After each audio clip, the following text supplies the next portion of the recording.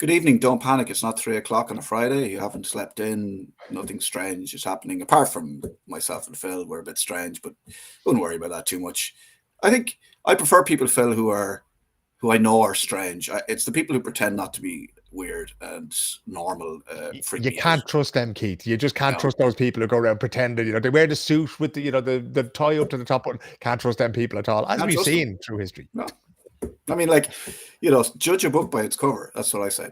Very good. And it's the weirdos you want to hang around with. That's what I say. This is, I've called it the early moth, because as we know, the early moth catches the piece of cloth or something. Yeah, we're going to have to workshop that a bit more. Yeah, I think we are. Yeah. It's not really working for me. it's not singing for me just yet. Well, what we decided to do was, because we'll be live tomorrow at 3 o'clock, is kind of have maybe a little pre-production meeting, talk about the news of the week so far, and that might decide what we sort of finally talk about tomorrow.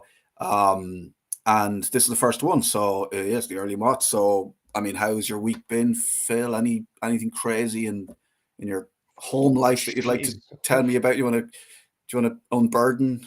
Are you okay? Forgive me, Father, for I have sinned. It's been 20 minutes since I last spoke to you on WhatsApp. There's a thing. We could have sort of got Dara O'Brien on board, and then we could call it Moth the Week instead. But maybe I don't know. Oh my God, we don't need Dara. We don't need Dara O'Brien. Look at have your people talk to his people. No, we don't. I would gladly back away and let him do the whole thing Australia for it'll be very sort of unique and that kind of thing. No, it would be, but it'd be like. Yeah, for you and me, yeah, Dara would be flying away. But there would be a little bit of, he does that.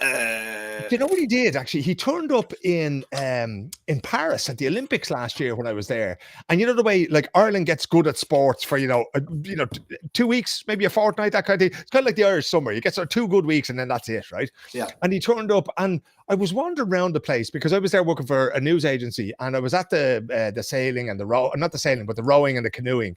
If you say the wrong thing here now, you will get sailing people in your inbox. Like, you want to see them boys lighting up the comments, But Dara turned up, and I managed to find, the King of Barbados or the President of Barbados and that kind of thing, and all these other VIPs, but not Dara O'Brien. And Dara's no small lad. You'd normally be able to pick him out of a lineup right enough, but I never got to see him anyway, But that was one of those things.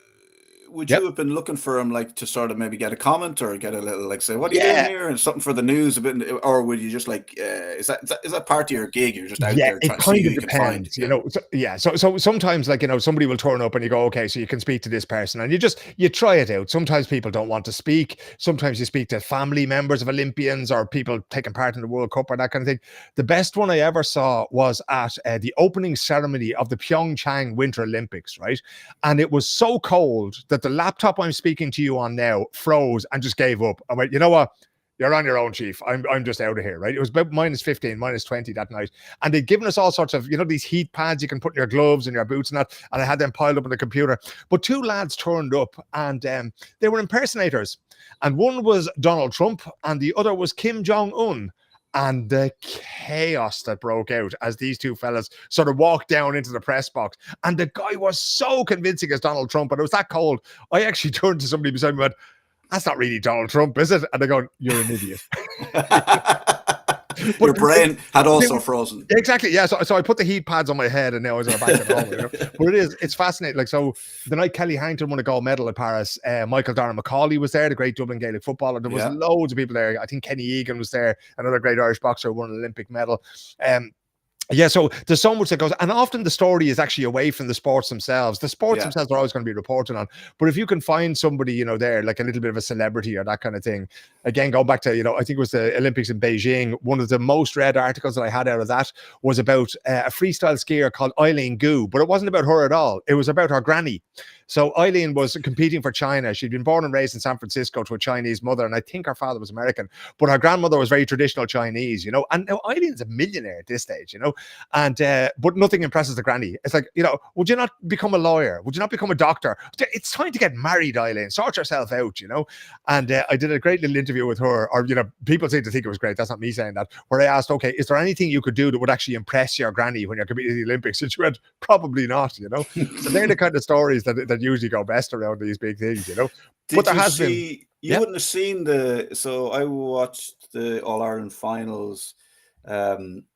on the BBC Yes. this year, and Dara O'Brien was at them. So at half time for the hurling and for the football on the BBC, when they showed it, they had some celebrities watching it. They just go back to them, and Dara O'Brien was one of them.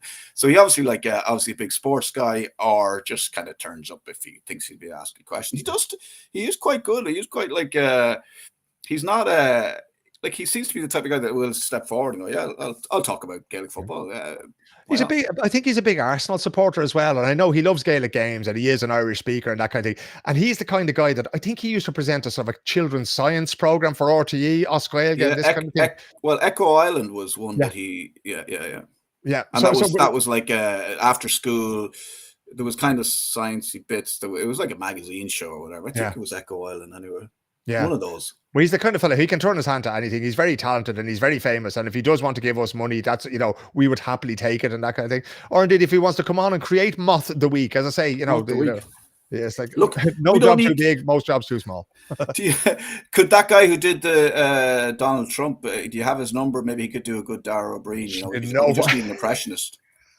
I don't know. Like, it's kind of, you think about getting guests on and that kind of thing, and then you just look at the world and you go, it's absolutely mad. So as we're talking now, what was it? Was it they called it Liberation Day yesterday when Donald Trump announced all his tariffs, and that kind of, my week just sort of stopped there. So there was the other part of the week, and now there's this, and like the two will never be the same again, because the whole world just went mad last night in terms of all the different things, like the tariffs on that seemingly randomly, somebody put it through ChatGPT and said, okay, how much is our trade deficit with them? Therefore, our tariffs on them are going to be X or whatever. And it's just nuts. And then, stock exchanges just on fire the whole day. And Ursula von der Leyen, and she's doing, sort of statements at 5 o'clock Central European time, so that the bankers all have something to digest by the time the market opens at 9 o'clock and that. But it really is, the whole world has gone utterly mental. But I find it crazy because... first of all, I'm worried because it was such a big sort of it was kind of a cool thing, in fairness. I think they're going to do this every year, and it'll be like the Super Bowl, and they'll get sponsors. It's like it's like the budget when Irish news outlets go absolutely mental about the budget. I find it the most ridiculous waste of time. Nothing ever happens, but it's news and it's content, and as you know yourself, you have to go mad over it, and you go all in. And so when your man, or especially or in the UK, if they turn up with the briefcase or whatever, your man comes out with his piece of paper, or the budget's on the disc, hold the disc up. But I worry that this thing is going to become an annual thing where the president of America comes out and says, and it's almost like the Eurovision Song Contest. They got the board and they're like, Irlande, 2 points. We go, yeah, we're only getting tariffed by 2 points or something. We don't understand what's going on anyway. And look, it was a block voting, and we never get our fair share. But it's so weird the way we when you look at Germany and America, and you look at Palestine and Israel, and you think, well, this country is aligned with this country, and this country is aligned with it, and then they're all against these, and then and then there's something like Donald announced something that I think he went hard. Did he go hard in Germany? I'm not really sure, but something happens like that, and you go, well, that's sort of kind of weird. I thought they were on the same side, and I don't know whose side anybody's on anymore. Do you know what's after happening, Keith? Do you remember that board game that nerds used to play, and we probably played it, so let's admit it just straight up, right, called Risk? And it was this thing where you had a map of the world, and then you put your armies out there, and then you would put your army up again, and I'd be trying to take your territory, and you'd be trying to take mine, right? So after the Second World War, the whole world basically became a game of Risk, and people wanted to get influence in Africa and Asia and Vietnam and all these kind of things.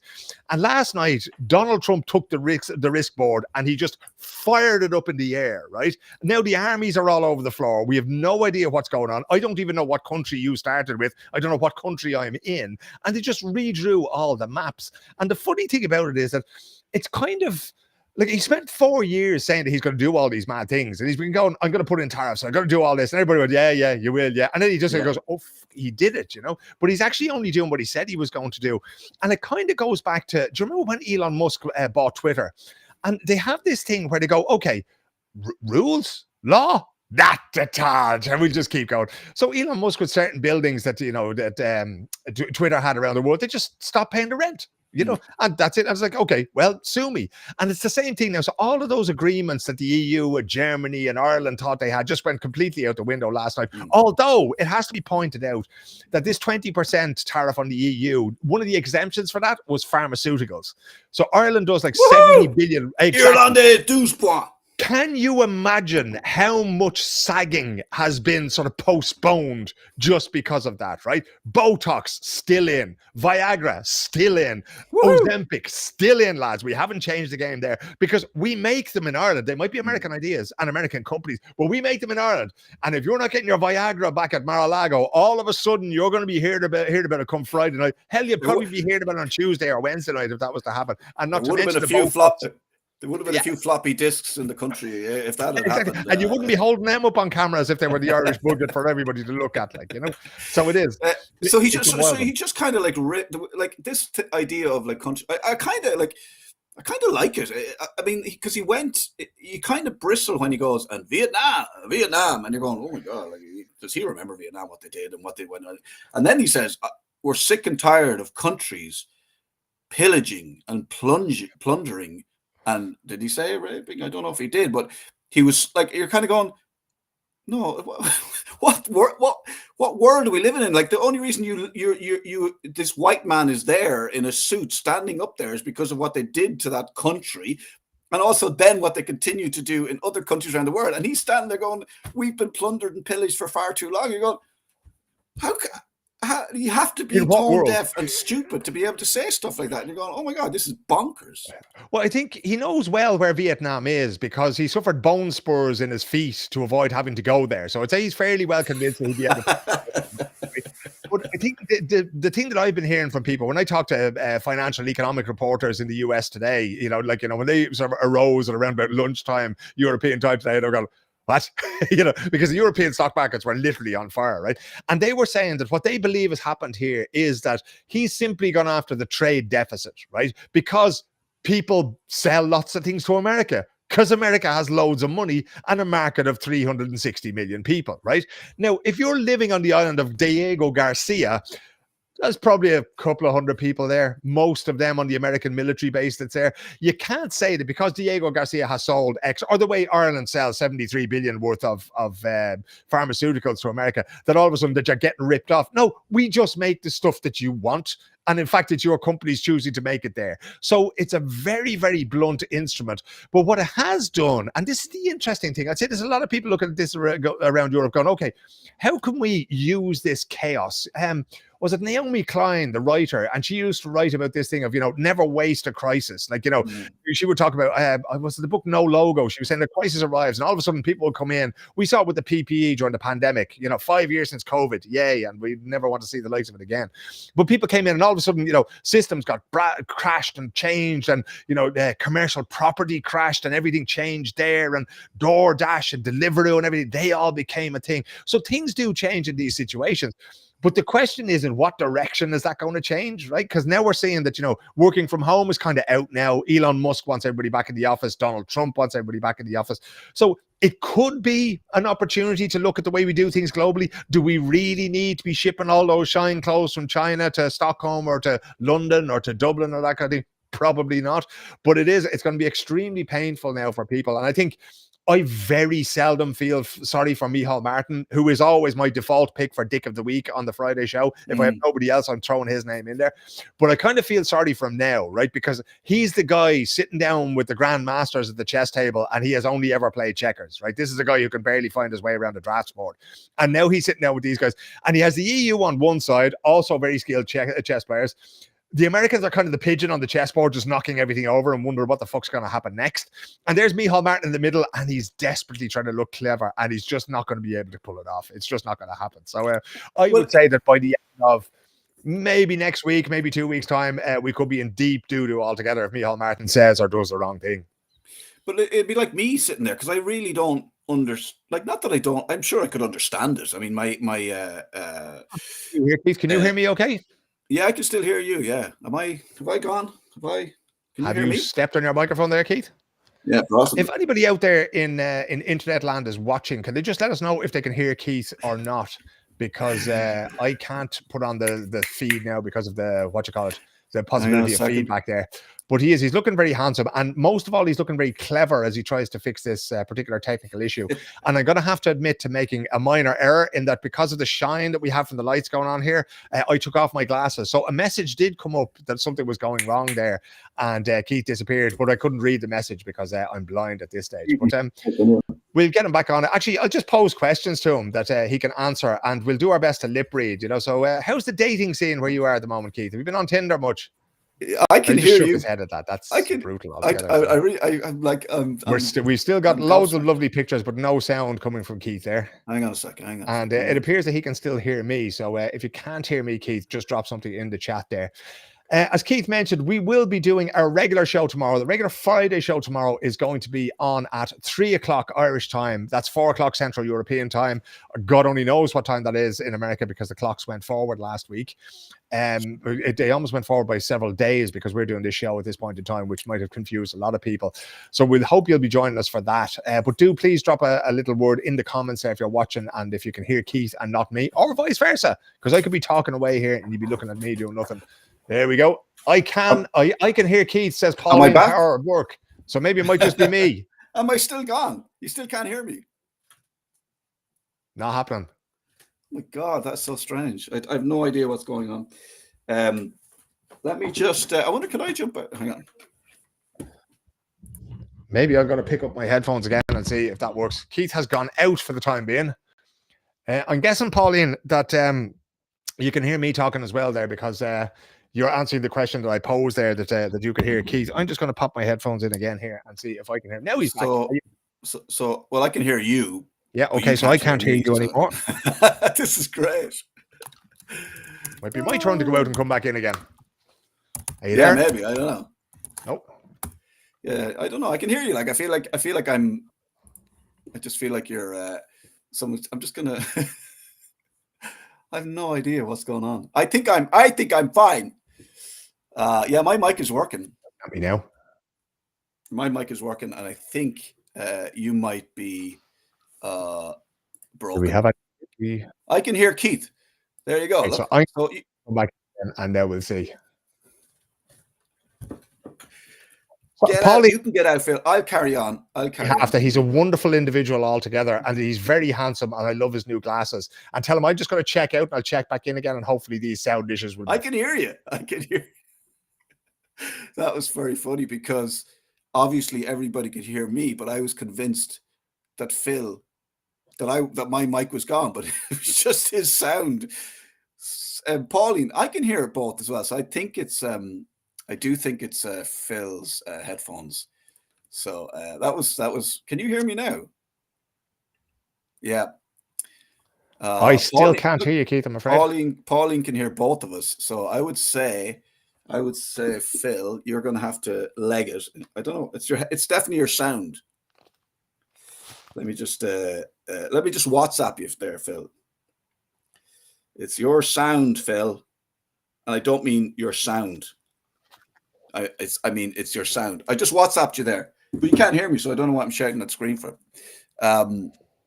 So thank you very much, Pauline, for jumping in and letting us know that you can hear both of us. He's going to just do a bit of mess. Oh, we can hear you now. What'd you do? Oh, I could hear you anyway, because you can't hear me. I forgot what the problem was. So Phil can be heard. I can be heard. We just don't. Phil just can't hear us, which is very strange. Would you have turned off the sound, Phil? Let me just check your. Let me just check you in here. No, Phil, you might have to jump out and jump back in again. I don't know. This has been. He's just a feck. I'm gonna just turn you off for a sec, Phil. You let me know when you're. I can hear you now. Can you hear me? Okay. Yay! Undefeated. Phil, it was very funny. It was very funny because you had me convinced that my mic was broken, so I was just waiting for. Poor old Pauline watching could hear both of us, so it must have made absolutely no sense to her. But we're back. I think is Pauline by default now the production manager? That happened very quickly, Pauline. She's the technical specialist here, so she did a great job altogether. So we're back again. You know, and Pauline, where were we? Paulie, we were going to pay for this position, but because of the Trump tariffs, we can't. That money's gone now, so it is a free position. But I really appreciate you taking up the offer at such short notice.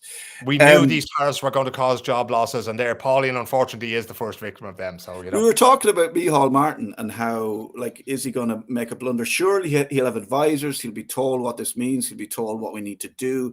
I think it's unfortunate as well, and you know, this is not as serious as Moth News Live tomorrow at 3 p.m. On all your favorite platforms. But it's unfortunate that as a country we find ourselves in this position, and I know we spoke about it before, where we're hanging on his every word, going, "What does this mean to us? Is this going to affect pharmaceuticals?" Because if it affected pharmaceuticals, it'd pretty much be fucked overnight. It'd be like the 80s all over again. But so why? So the question really is not like, what does this mean to us? Why do we find ourselves in this position, and how do we make sure we're not? Look, I suppose we're always. Bigger countries are always going to sort of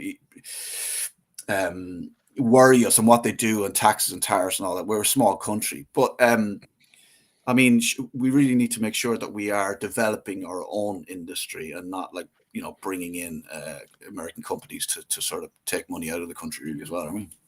Yeah, well, if Al was here, I'm sure he'd have an awful lot to say, and no doubt he will have a lot to say on this tomorrow when we do the Moth News show at 3 p.m. But an awful lot of the last sort of, 25, 26 years I've been outside of Ireland, every time you go to an embassy or every time you go to a do or that, they will talk about how great it is that Ireland is a small, open economy, right? Not at the moment. We're actually really, really vulnerable to all these things. And all it takes is one nutcase in the White House to go, you know what, I'm going to put tariffs on everything. And, again, like this is something that we've really got to be prepared for, because at the moment they seem to have gotten away with it, right? The 20% tariffs, if that was to happen on pharmaceuticals, there would be big, big problems in Ireland. It's that simple, because all the taxes, all the windfalls, all the stuff that we're taking in from Microsoft and Apple, what little tax they pay is paid in Ireland. It's big money for us, but it's probably very little money for the United States of America. But all of the things that we built up as being that sort of gateway to Europe for American firms and Asian firms and African firms, all that is under threat at the moment.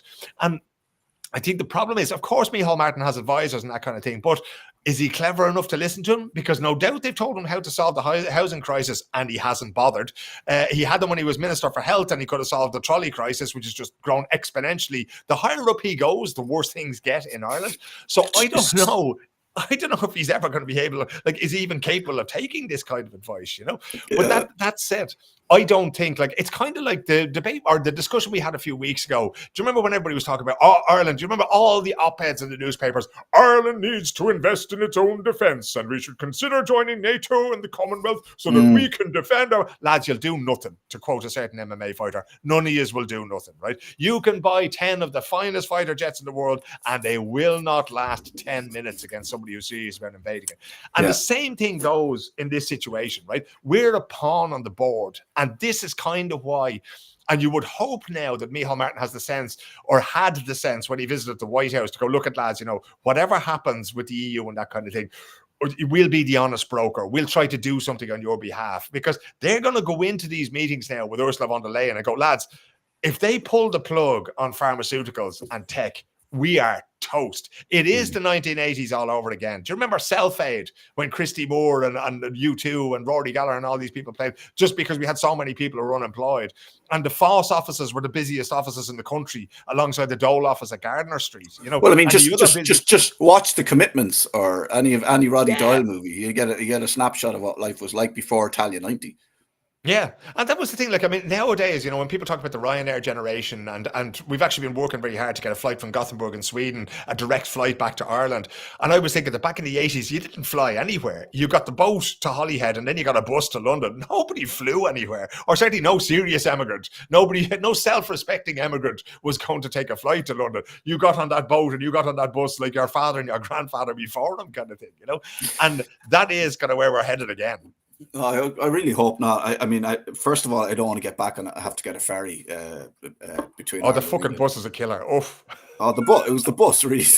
I mean, you could get the train. You can walk around on the boat. But it was 20 quid. It was 20 quid from Dublin to London at one point. I don't know if you remember. But Yeah, I mean, I hope. I really hope we're not heading back to those days. But the question is then, if we had the manpower and we've had the brain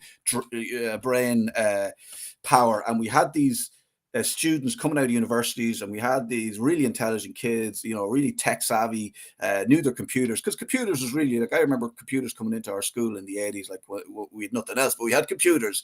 You couldn't use computers, father, as I used to say to the priest. But the computers came in, and we became very good at learning Cobalt and languages, computer language, all that kind of stuff. So we were good at that. But why did we say, hi, America, we're really good at tech stuff. Bring your tech companies over here and we'll supply you with the workforce? You could do a bit of that, surely. But also we should have been going, well, what could you invent? And given them, the license and grants and money to create our own industry. And that was a bit, what it's like. It's like when Alex Ferguson left United, like he was so good in the early days at making sure that the class of '99, like, these young players are coming through, they were going to make up the bulk of the team, a lot of English lads, a lot of local lads, whatever, and he was very good at that. And then sort of as he got towards retirement, he kind of left there was nobody coming through, and you see that a lot with clubs, and it happens all the time. There's a cycle, and then they start to realize, oh, we better invest in young people. We forgot. That's a bit like Ireland at the moment, isn't it? We've got we've got some superstars, on our team, but when they retire, they leave, or they're taken back to their old club.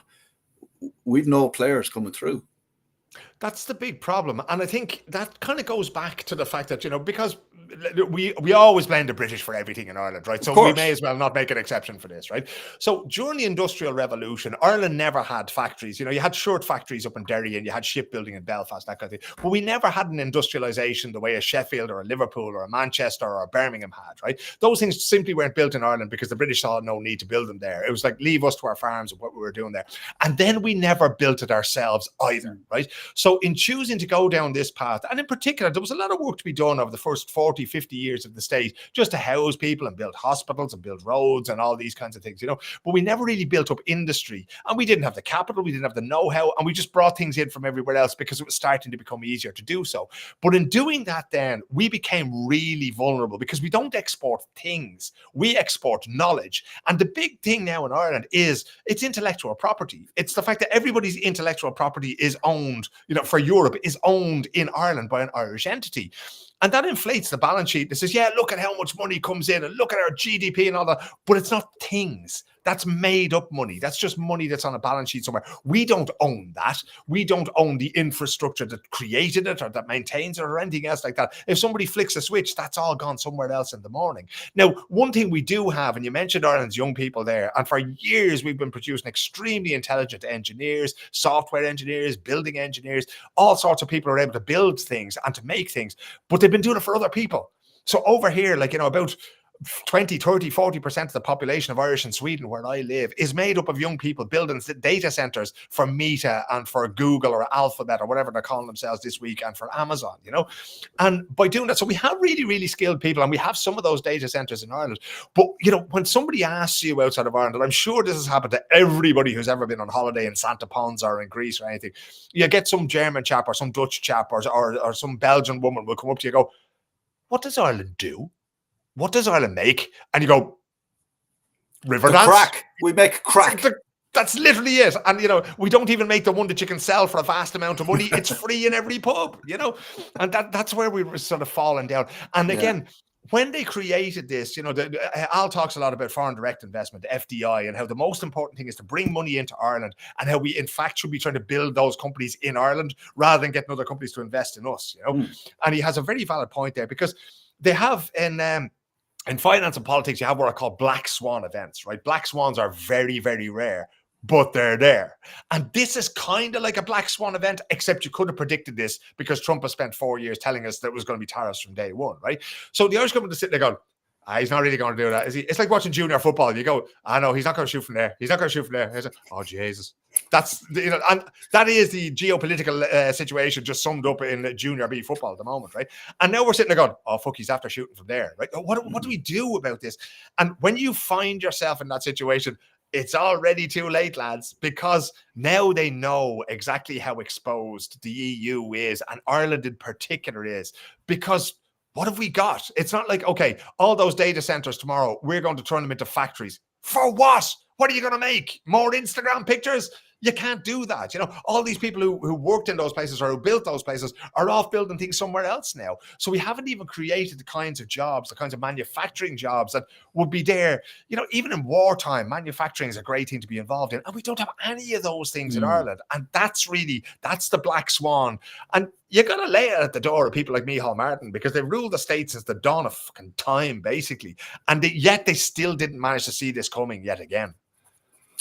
I mean, are you doing your homework at the same time there? I can hear your pencil going there. I'm making notes. I've written down Stripe, because the lads who invented Stripe and then straight away went to America to develop it. The junior football analogy is good. We aren't giving our players a game. They can't get a game, so they have to go somewhere else. And there's nothing for them here. And like, it's like when they go, oh, these young lads, they're 12 and they invented this payment system and it's going to revolutionize the payment system online, whatever. And they're brilliant. And they're on the news and you go, hey, look at these two lads and they're from Cork or something. And they're absolutely bonkers intelligent, And then it's like, yeah, where are they? Well, they've gone off to Silicon Valley to develop that thing. It's like, well, why is that not here in Ireland? Like we made them. We put them through, we tried to traumatize them. It didn't work, but they got through school and they're intelligent enough to come up with this thing. And they've just gone off somewhere else to work on it. It's weird. Yeah, it is. But then again, it follows the same pattern, Keith, because, we spent ages there reminiscing about getting the boat and the train to London and that kind of thing. This is what we've done.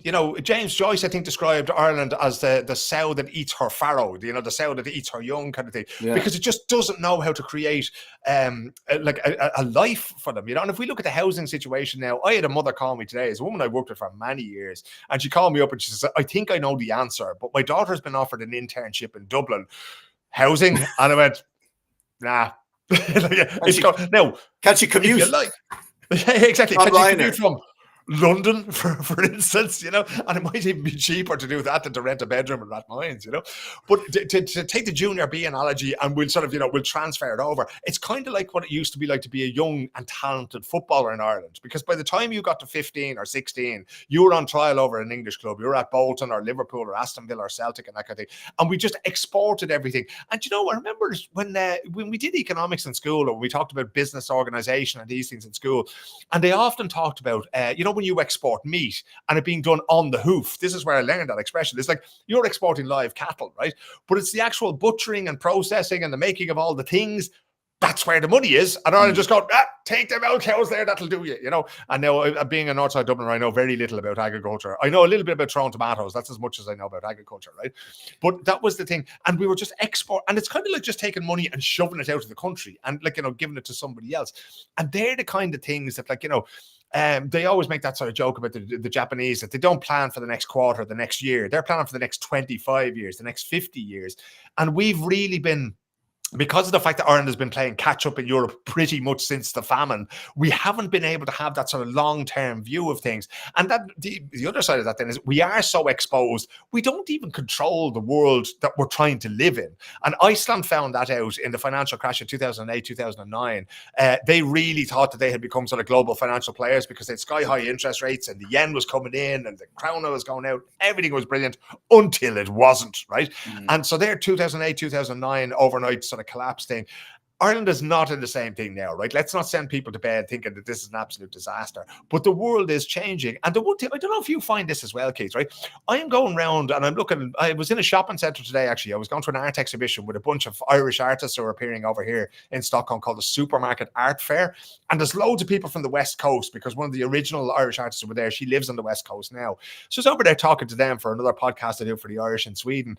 And I was walking through the shopping centre, which is sort of hosting this. It has the space where this art exhibition is on. I was walking past the shops going, oh yeah, that's not. And I was going, hang on a second. The world's fucked. I'm not buying anything. And this is the kind of thing that's happening now. So when people go to the supermarket, when they go to Super Value in Killester in Dublin tomorrow night, right? And they're going to be wandering around and they're going to be going, that's a grand bottle of wine. More than $5.99, won't be paying for that. World's on fire, lads. And then they'll go to the cheese counter, and then they'll go to the meat counter. And rather than buying the things that they want or that they feel they need or whatever they want for the Sunday dinner, they're going to be going, you know what, few old pork chops there and an extra bag of spuds, and that'll have to do us for now, because we've no idea what's coming next. And when your consumer sentiment takes a kicking like that, then you're in serious trouble. And it takes a long time to come back from these things as well, because it came out of nowhere, so we never know what's happening next. So it's squeaky bum time. The sphincters are getting tight, and so are the wallets and the spending, and people aren't going to be spending any money. Well, I think it's great, because people are finally learning what it's like to be a freelance journalist. So it's the feast of the famine with the emphasis on the famine kind of thing. And the bills arriving every. Our best minds did leave the country, and I'm currently in the UK, and Phil is in Sweden. What can I say? Those poor people left at home. Are we telling young people? Because you said about the football, right? And then we're saying about people who develop, brilliant tech or whatever. Are we saying, well done, you've passed, you're amazing, you're one of the brightest, you're one of the most talented, you're one of the best, you get to leave. We're going to have you on the Late Late Show, and then you're gone, and you can go and do whatever it is brilliant people do when they leave Ireland. Is that like the path that we're saying? This is like, it used to be get a job in the bank. It used to be like, get a job in the civil service, whatever. Now it's like, if you're brilliant enough, you get to leave, and then you have, you get to talk to whoever's presenting the Late Late Show and tell them about your brilliant thing, and then we'll never see you again, but you'll be happy. It's very strange.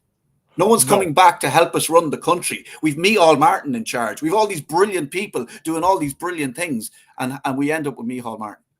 So that's why we're not telling them to leave Ireland, right? We actually need to get all the brilliant people and bring them back to Ireland. And that's where the change will come from, right? But what we will tell them, because you and I know is a little bit of grey in both of these beards here, right? So what we will tell them is, you're on your own.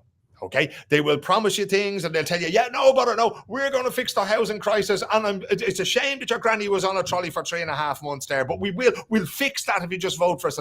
It's not going to happen, lads. If you want to change it, if you want to build it, if you want to be it, you're going to have to do it yourself. Okay, you can't, and you'll be blocked. Not only will you not be helped, you'll be blocked.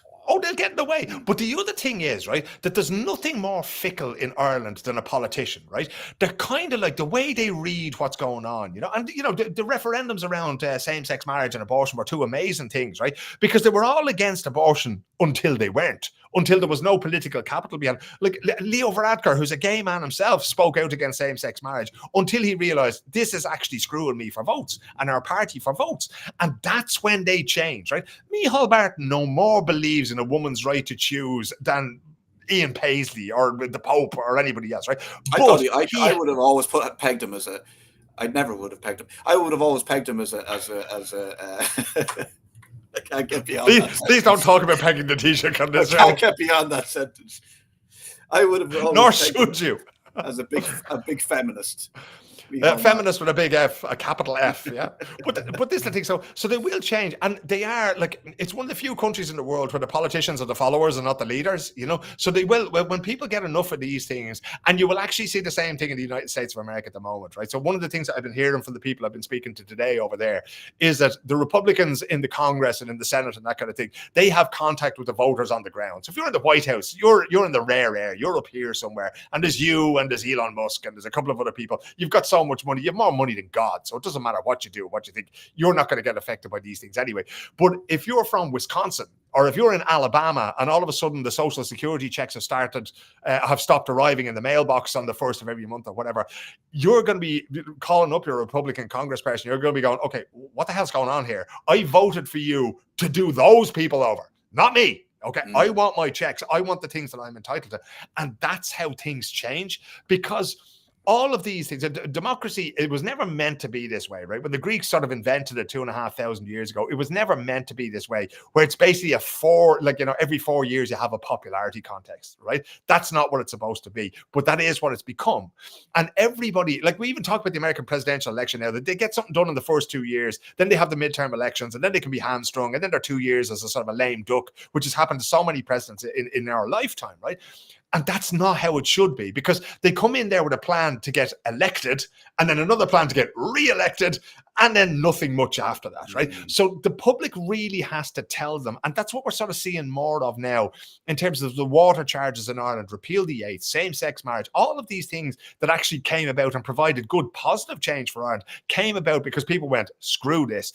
And we're on the verge of the same thing. We were close to a similar thing with housing for a little while. We haven't quite reached that level of incendiary rage which actually needs to come out of people for things to change properly, but we're not far off. And if these things, if the way the Irish government over the last 50 years has constructed this economy, if that lights the blue touch paper for people, that could change too very, very rapidly. Because like you said, our people are some of the most educated in the world. That's why so many companies want to come to Ireland, like Google. Okay, the tax thing is one thing, but if everybody was incompetent and nobody knew how to read a book from cover to cover, you wouldn't be able to have companies like that there. So our people are educated and they are smart, but they just have to take that education and those smarts and start making different choices when they go to the ballot box if they really want to change things.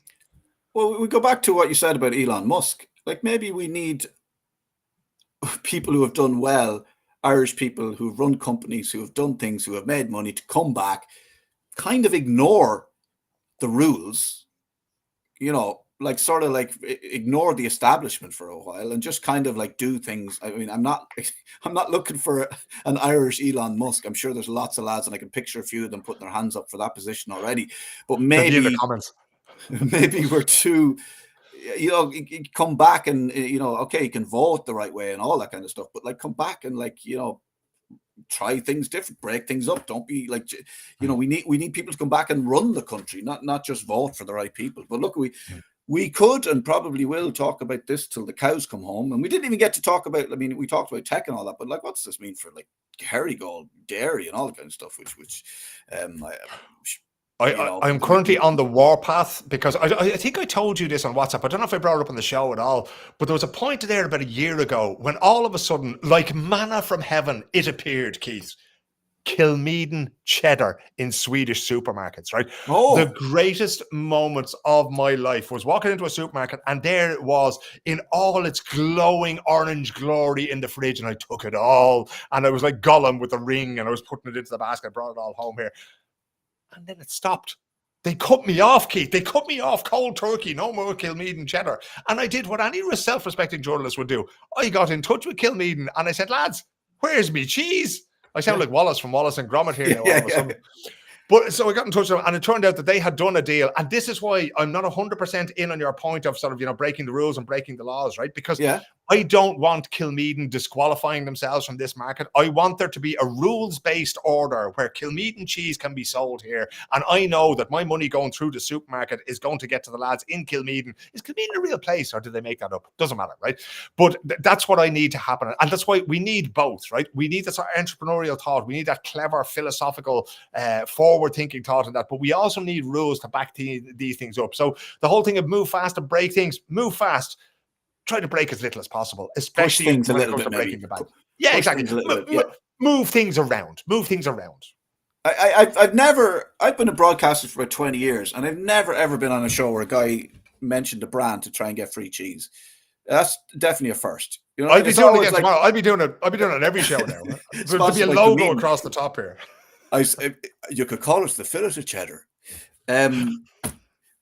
So that's that. We possibly will talk about that tomorrow. The other thing I want to mention, we definitely will, because you're a sports guy. People, I mean, obviously, people know you as our chief reporter here at Moth News, and you know your politics, but you also big sports guy, big sports fan, and you cover a lot of sports. So, Mikko, the Bal Mikko, passed away there. I mean, like, obviously, as a person who spent a lot of time in Kildare, but also I grew up in Westmeath, and so he managed both of those teams and had success with them. And actually, maybe he managed every county for a little while. But also, my grandfather, my family are Kerry, and so like Paddy O'Shea, Mick O'Dwyer, the Spillans, like the 80s, that Kerry team and all that kind of stuff were like really big in our house as well. So end of an era, and like what a man, It's so sad because during my years growing up, you know, I mean, there was two people that you absolutely despised at the time, and for completely different reasons, it has to be said. One was Margaret Thatcher, and the other was Mick O'Dwyer. And Mick O'Dwyer was for that benign reason that the man was just so brilliant at what he did. And Kerry had brilliant footballers, and Dublin had brilliant footballers too. And for a while, we had the great Kevin Heffern and Heffo, and they had Mick O'Dwyer. And Mick was just so brilliant at getting the most out of those players.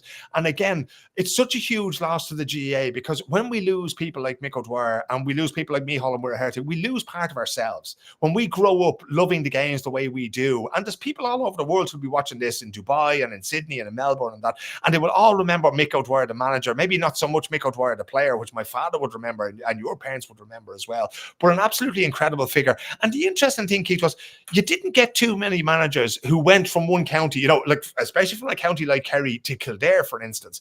But when he came into Kildare, he gave all of Kildare GAA that belief that they could step out from Dublin's shadow, right? And you can look at recent years and results and that and how things have gone financially and that, and they haven't been great. But to give a county that sort of belief, and I remember, you know, and I still know young fellas to this day who would have been a few years under me playing football, and how they just grew. All of a sudden they thought, if Mick O'Dwyer thinks we're good enough, that he's going to drive up and down and coach our team and that, it's going to be absolutely brilliant. And it was, for many, many years, it was absolutely brilliant. As I say, back in the doldrums now a little bit. But there's so much to be learned from people like Miko who put so much into it. And you often hear about, oh, you know, they're on mileage and they get payments under the table and all that kind of thing. Turn a blind eye to all of that, right? He was a man who lived the game of Gaelic football. Maybe not so much the hurling, but he lived the game of Gaelic football. He was a brilliant ambassador for it. He was a brilliant speaker about it. He was a brilliant exponent of it as a player, but most of all as a manager. And I think that's the hardest thing. When people ask me who the greatest soccer player is, in my opinion, or the greatest soccer person is, I always say Johan Cruyff, the Dutch midfielder, the Dutch forward, because Johan did it as both a player and a manager, and Mick did that too. And there are very few people who can reach the level that he reached as a player and a manager, an incredible footballer. But then to go, you know, and park his own playing career and take those fellas that you mentioned, the O'Sheas, and there's God knows how many of them there was, Owen Liston, all these fellas, and to make a great team out of them, because those guys were so uber competitive among themselves. They were actually more a danger to each other than any Dublin team or any Down team or any other team in the country, any Galway team would have been to them, because they killed each other in training. And Mick went, that's grand, lads, but everybody but every 100% on Sunday. And it was incredible to see. And the amount of times he was able to go back to the well with Kildare and Westmeath, and that really is the proof of the pudding, okay? You would say that pretty much you or I could have managed that Kerry team, or you or I could have managed Heffo's Dublin team, because the players were just that good, right? When Mick O'Dwyer came to Kildare and came to Westmeath, and that for me was the proof that this was a man who was just extraordinary in his understanding, not just of Gaelic football, but of Gaelic footballers and the way they had to be organized and structured and motivated to go out there and do those things that they were best at. Mm-hmm. I mean, like I'm of the age that I have friends in both Westmeath and Kildare who stood in Hill 16 for Leinster finals. Westmeath won a Leinster, and like lads I went to school with were on that team. Lads I went to school with stood in, you know, went to Croke Park to watch it, and then obviously we had 98 against Galway where we lost. But like they did that, like I had friends of mine playing, and I had friends of mine standing in the stands, and everybody was caught up. It was I mean, I wonder, is this like two old fellas going, jez, it was great back then, back in the day when, you know, you'd have your sandwiches out at the booth and you'd park in the college there, and then you'd have the sandwiches in the tea, and then you go off, and the summer seemed to last forever. And, you know, it was very disappointing when we lost to Galway in the end, but Jesus, what a great time we had. But I wonder, like from talking to people, he wasn't necessarily he wasn't like a Sean Boylan. Like, he wasn't coming in with potions and massages and witch doctors and sort of like, you know, we'll get up at, you know, when the moon is high, and we'll run on the beach and we'll howl and we'll take this drink and then we'll be brilliant. But he turned up and said 10 laps, lads, you know. Yeah. But I think the training games were probably what made men out of, you know, made every, like, realize, Jesus Christ, like, this is the level you have to play at, this is the intensity you have to play at, and they're doing it against each other, they're doing it, you know, and that's what made the difference. But we don't have a Mick O'Dwyer anymore. Is that fair to say? The game doesn't seem like hurling has definitely, you know, surpassed it as far as the most attractive game, the game that most people will enjoy when they watch it. There's so many limp, damp, squib, like nothing games that happen in football now, and so you'd miss it. You'd miss that Kerry team. You'd miss, Kildare, Galway in the final in '98. I just don't think it has the same. Without him, I don't think there's the same people, the same characters. I don't know. Maybe I'm just an old lad. Well, that's it. They're trying to change the rules now to make football a more appealing game because it became very scientific and that blanket defense and that kind of thing. And I have to say that, like, we've started playing Gaelic football in the Nordic region about 15 years ago. Actually, they were playing before we set up the club here in Stockholm. But we actually developed in the same way. We're thinking, okay, keep the ball in hand, don't take the ball into contact, all these things. And it kind of ruined Gaelic football in the end of it, But Miko was a great sort of romantic as well. But to sort of link back to the discussion we were having in the first part of the show, Keith, I'm a little bit older than you, right? So I remember the generation of Westmeath footballers just before your generation. So I would have known some of those lads, and they all emigrated, right? Because they had no hope.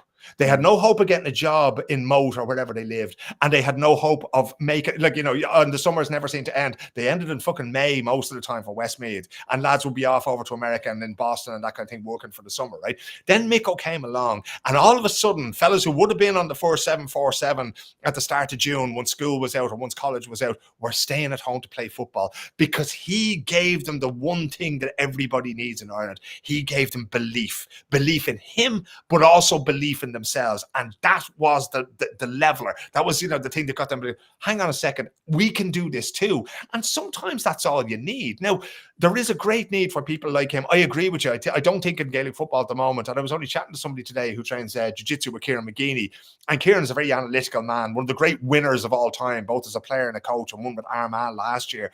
But it's a very sort of a scientific approach, whereas I think Miko's was very much based, and Kevin Heffernan's success very much based. Same thing with Brian Cody in the hurling. It's based on their character, but it's also understanding of the game and the context in which the game happens, And Jim Gavin was great at that. Jim Gavin, the former Dublin manager, is an incredibly intelligent man. A great analyst, he had a great understanding of the game, but that ended up destroying the game because he was able to, the way when you reverse engineer something and you go, it's like the Wizard of Oz, you just pull back the curtain and you go, hang on a second, that wasn't that great after all, which is why I think these rule changes are going to make a difference. But we really do need to get away from that. Like in many aspects of life, if you want anything that's creative or fresh or new or exciting, you have to get away from the group think. You have to get away from, we see it in soccer now, right? I think you're in the UK at the moment, slightly a little bit of a distance from where you are. Southampton are playing football at the moment. I cover a lot of the Premier League, and they're playing football that they're just not good enough to play, right? Yeah. But everybody in football is doing this, apart from Nottingham Forest, who are sort of third in the table at the moment. That's a story in itself. They're all trying to play out from the back. They're all trying to press in the same way. They're all trying to score goals in the same way, pretty much, right? If everybody's doing the same thing, I always have a natural instinct to go, okay, so what else is there? If everybody's doing that, I don't want to be doing that. I want to be trying to find a new solution to the same problem that they're trying to solve. As we're speaking, Nottingham Forest beat Manchester United last night by 1-0. Classic counter-attack goal. That's what they do. Jose Mourinho football. 10 years ago, everybody was trying to do that, but now things have moved on and they've changed. And the sad thing about the passing of Mick O'Dwyer for me is that we've lost a great man and a great mind, right? If you're able to pull him back out again onto a training pitch, I'd say it would take 5 or 6 minutes with the current Kildare squad or Westmeath squad or Dublin squad or Kerry squad, and he would see something and he'd go, lads, let's try this. Okay, we're meeting Dublin this weekend. We're meeting Galway in the league next weekend. We're meeting so-and-so in the championship. He would have something in there that was fresh and new because such was the depth of his knowledge and the passion that he had for the game that he would always come up with something new. And that kind of thing is almost irreplaceable, not just in Gaelic games, but in any sport. Yeah, but he had also just finally, he had he met Paddy O'Shea, who drank a lot, and he met Paddy and made him drink tea, and he met him in a hotel in Dublin before one of the finals or whatever. And you hear these stories of him meeting lads where they're at. Didn't seem to be that judgmental, just kind of just a good chap, and just sort of but not in your face, trying to be your dad, and he just he'd reach out, he'd have a chat, he'd have a cup of tea, and there was space for people like Paddy to be a bit bonkers, but but there was also there was a way of having a chat with him and saying, look, just maybe just drink tea for a few hours before the game. But then, well, let's look at Ireland, right? So you're saying someone like Mick O'Dwyer, you talked about mileage, you talk about him getting paid, and it's the Irish way. It gets to a point where we go, yeah, but he gets loads of money and he gets paid and he shouldn't be blah blah blah blah. Well, he's brilliant at his job, and actually most people just turn a blind eye. It's like that with the leaders of this country, right? We don't mind you being corrupt and a little bit shit at your job, or really shit at your job. You can't be corrupt and shit at your job, right? Pick a lane, lads. Pick a lane. Like, be corrupt, take a few quid, build a fucking, buy an island, buy a boat, whatever, but be fucking brilliant at your job. And we've neither. We just have kind of like shit people, and we're not really sure. And they seem to be a bit corrupt. I'm not saying they are, but like, they just need to be good at it. Like, even it just we're getting nothing out of these people. But that's the thing. And again, it goes back to that thing of democracy being a popularity contest and that, right? We tend to allow people into things, not because they're good at that, but because they're good at processes, right? So they're good at winning elections. They're good at going through job interviews, right? If you look at the Football Association of Ireland at the moment, I'd say those lads are devils for a PowerPoint. I'd say you'd be sitting there looking at that PowerPoint going, by Jesus, look at them colours and them slides and them pictures. Lads, that's amazing. And then you look at the actual content of it and you go, there is nothing here whatsoever. I actually saw a presentation that did recently. You were saying before, like a slide with like future.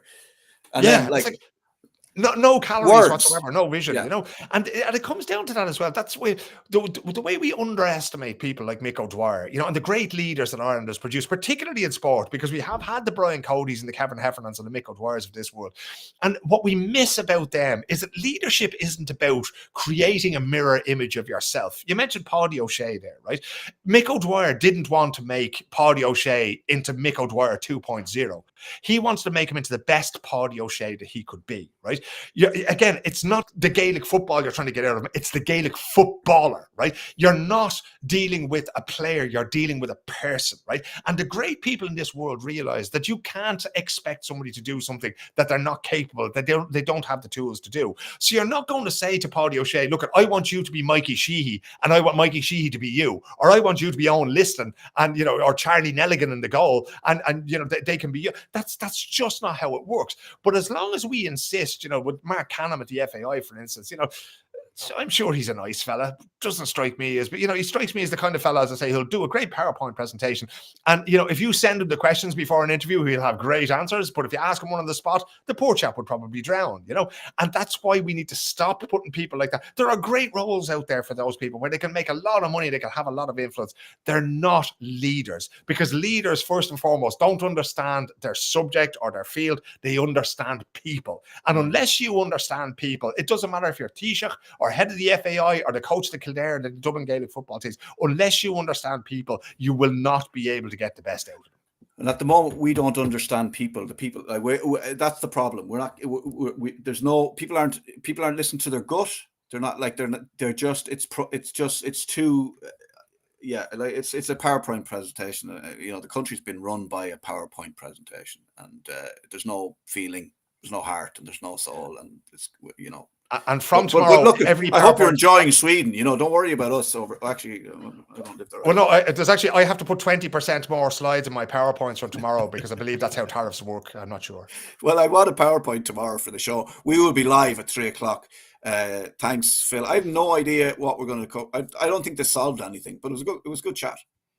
It's always good to talk to you. It's always good to talk Gaelic football and tariffs, both at the same time, preferably. Yeah. Tomorrow's show at 3:00, it will be a mystery. So join us. And I'll see you there, Philip, at some stage. Can't wait, pal. Good luck. Take it easy. See you at 3:00 tomorrow. And wherever you get your platforms, whatever.